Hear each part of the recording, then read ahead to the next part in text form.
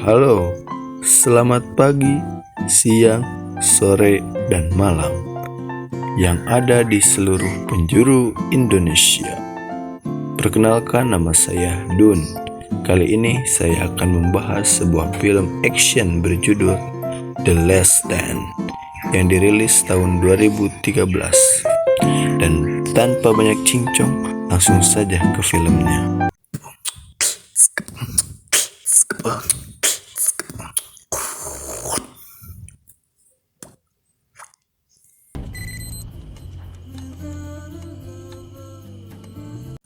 Berlatar di kota kecil Sametron yang ada di perbatasan Meksiko dan Amerika.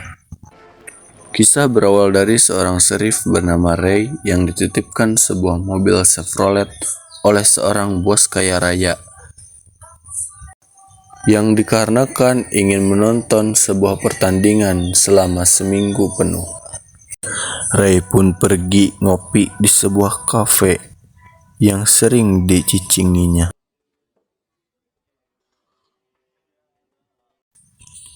Di kafe itu ia bertemu dengan orang asing bernama Burrell.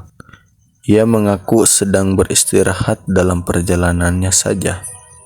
Tetapi Ray dengan insting tajamnya justru curiga kepada Burrell dan memutuskan untuk mencatat plat nomornya si Burrell apabila ada apa-apa. Scene beralih ke anak buahnya si Ray. Ada Mike, Jerry, dan juga warga sipil bernama Lewis. Mereka bertiga sedang mencoba bermain pistol milik Lewis. Ketika mereka tengah bermain, datanglah si Ray dan seketika itu mereka berhenti bermain. Itu membuktikan bahwa Ray sangat disegani dan dihormati di kota itu. Beralih ke si Burrell yang ternyata singgah di tempat milik seorang petani yang di situ sudah ada anak buah si Burrell, dan anak buah si Burrell mengadu bahwasannya mereka dilarang untuk berkerumun oleh seorang petani pemilik tanah di situ. Burrell pun menemui si petani dengan mengatakan bahwa perusahaannya akan membeli tanah ini dengan harga yang cukup tinggi. Tetapi si petani menolak dan malah memberi sebuah tembakan peringatan kepada Burrell.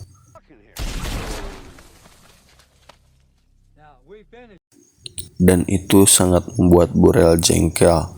Burrell pun menyuruh anak buahnya untuk membunuh atau menembak Oid si abah petani.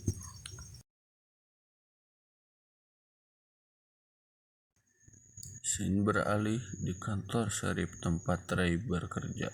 Di situ ada seorang serif wanita, kita panggil saja si Edo, sedang berbincang dengan seorang tahanan bernama Frank. Di sela perbincangan si Edo dan Frank, datanglah si Jerry yang ternyata fans beratnya si Frank. Karena ternyata si Frank dulunya seorang atlet olahraga. Singkat cerita, waktu pun beralih ke malam hari, yang dimana Jerry sedang curhat kepada Ray. Begitu juga sebaliknya. Di dalam perbincangan mereka, ternyata Ray adalah seorang bapak-bapak yang cukup peduli dengan lingkungannya, begitu juga kepada bawahannya. Termasuk si Jerry ini. Si Jerry meminta Ray untuk merekomendasikan supaya bisa bekerja di Los Angeles. Scene berpindah ke pusat kota Los Angeles. Kita akan diperlihatkan dengan seorang pemimpin FBI bernama John. Saat ini John sedang memberi pengarahan tentang misi pemindahan tahanan yang sangat berbahaya, yang dimana tahanan ini seorang gembong narkoba. Maka John pun memerintahkan anak buahnya agar tetap selalu waspada. Dan benar saja, hal yang tak diinginkan si John pun terjadi. Mobil yang bersisi tahanan diangkat dengan magnet besar, di mana si petugas yang berjaga di dalamnya habis hanya oleh seorang tahanan saja. Ternyata rencana pelarian ini sudah direncanakan jauh-jauh hari oleh si Cortez, gembong narkoba yang menjadi tahanan tersebut.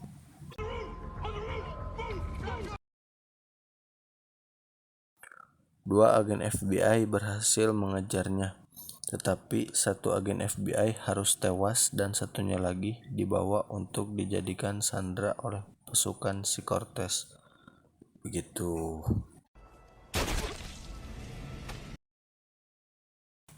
Scene berpindah pada John yang sedang melacak CCTV yang memperlihatkan Cortez kabur dengan mobil sport merek Corvette ZR1 yang tenaganya sebesar 1000 tenaga kuda.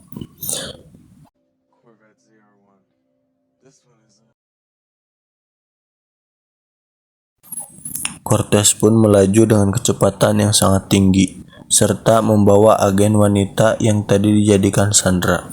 Tujuan Cortez saat ini adalah pergi ke Meksiko agar bisa terlepas dari hukuman Amerika. Tak lama kemudian, John pun menerima sebuah telepon dari Cortez yang mengancam agar John tidak menghalanginya untuk menuju ke Meksiko. Yang kalau John tidak menurutinya, maka Cortez akan membunuh si agen wanita yang dijadikan sandera. Gitu, men. Tetapi yang terjadi selanjutnya, si John masih tetap kekeh menutup jalan. Hingga tak lama kemudian datanglah pasukan Cortez yang menembaki polisi dan FBI yang menghalangi jalannya dengan sangat membabi bakung.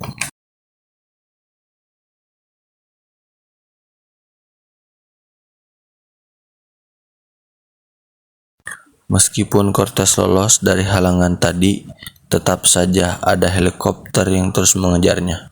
Maka dia mematikan lampu mobilnya agar tidak terdeteksi. Ditambah lagi dengan fitur night vision pada mobilnya, membuat Cortez semakin luasa dalam usaha pelariannya.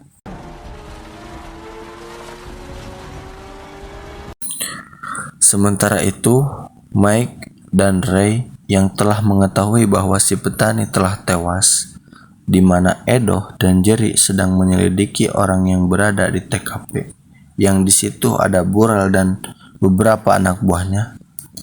Burrell pun menembaki si Jerry dan Edo, hingga Jerry pun harus tewas ditembaki.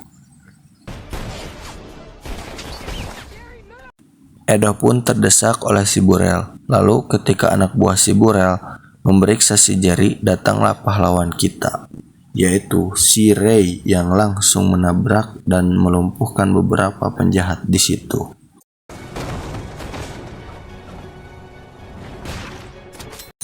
Ray pun membawa Jerry ke RSUD, tapi naasnya Jerry sudah menghembuskan napas terakhirnya, di mana Ray sebagai atasan merasa terpukul dengan kematian si Jerry. Ternyata Burrell adalah anak buah si Cortez yang disuruh untuk membuat jembatan dadakan agar Cortez bisa langsung melintas Amerika menuju Meksiko dengan mudah. Ray pun langsung menelpon pihak FBI tentang kejadian tersebut, di mana Ray cukup dibuat terkejut bahwa orang yang dihadapinya adalah anak buah dari Cortez yang seorang gembong narkoba paling berbahaya di Meksiko. Mendengar info tersebut, John pun langsung mengarahkan pasukan untuk tetap siaga halangi pergerakan si Cortez. Tak lama kemudian, Cortez pun datang, menyusul mobil tim SWAT lalu mengerem dadakan yang membuat mobil tim SWAT terjungkal berguling-guling.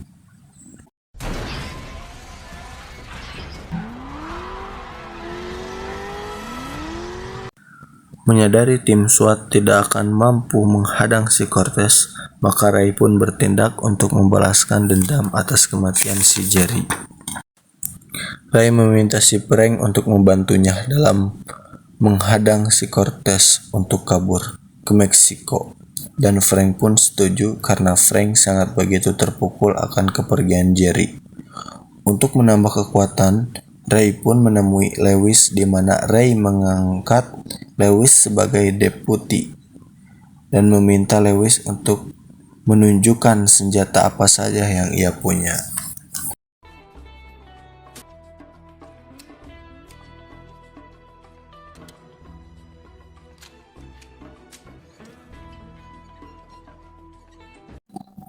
Singkat cerita, Burrell dan pasukannya sedang membersihkan jalanan untuk Cortez nanti bisa melewati dengan leluasa. Namun sebelum itu, Ray telah mempersiapkan segalanya untuk berperang, yaitu dengan menjajarkan mobil-mobil di tengah jalan. Peperangan pun terjadi di mana Burrell langsung memberikan tembakan bazooka ke arah satu mobil. Hampir saja Mike menjadi korban dari ledakan mobil tersebut. Mike dengan percaya diri menembaki pasukan Burrell, walaupun pada akhirnya dia terkapar karena menerima satu tembakan. Serangan dilanjut dengan Burrell yang membawa bus sekolah. Di dalamnya ada senjata yang bisa menembakkan peluru dengan bertubi-tubi, dan saya tidak tahu namanya apa. Singkat cerita, peperangan pun dimenangkan oleh Ray, akan tetapi Cortez mampu melewati brigade yang disusun Ray dengan cukup mudah. Ternyata agen FBI wanita yang tadi dijadikan sandera adalah mata-mata si Cortez yang dijadikan jalan pelariannya. Tapi akhirnya Cortez menendang mata-matanya sendiri karena tak ingin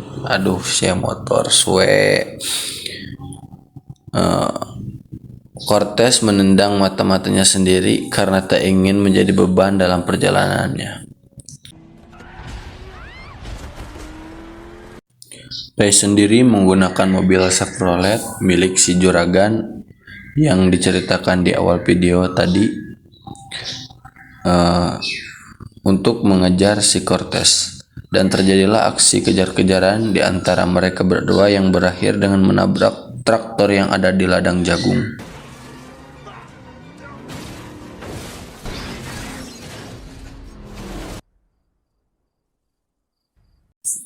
Cortez pun lari menuju jembatan untuk meninggalkan Amerika. Namun ketika sudah sampai di jembatan, ada Ray yang menanti Cortez.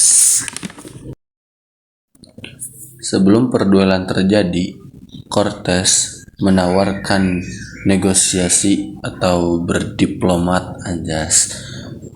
Tapi apa jawaban yang Cortez terima dari Ray? Yaitu dengan melemparkan borgol ke hadapan dirinya. Anjas.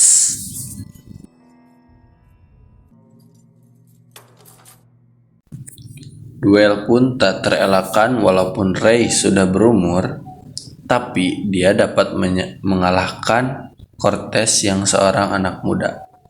Pak Bollywood ngomong teh. Singkat cerita, Cortez pun dibawa ke pihak berwajib, yang dimana Cortez diikat dan disuruh berjalan di belakang mobil dengan kaki yang pengkor. Terakhir, muncullah si juragan yang melihat mobilnya telah hancur tidak karuan. Ray pun mengatakan dengan kalimat yang sangat santai, "Matakna ulah parkir di mana wae." Tamat. Kesimpulan yang bisa kita ambil dari film ini adalah tentang kejujuran seorang sheriff. Maka dari itu kita harus jujur ya. Kita harus jujur dalam menggenggam amanah, sebagaimana dijelaskan dalam kitab-kitab suci di agama manapun. Pasti ada tentang penjelasan kejujuran. Motor dah nama penjelasan tentang sebuah kejujuran yang diamanahkan, kejujuran dalam menggenggam amanah, gitu maksudnya. Ya, kita tutup dengan pesan dari Allah Subhanahu wa taala dalam Quran surat Al-Maidah ayat 8. Ya ayyuhalladzina amanu kunu qawwamina lillahi syuhada'a bil qist ولا يجرمنكم شنآن قوم على ألا تعدلوا اعدلوا هو أقرب للتقوى واتقوا الله إن الله خبير بما تعملون.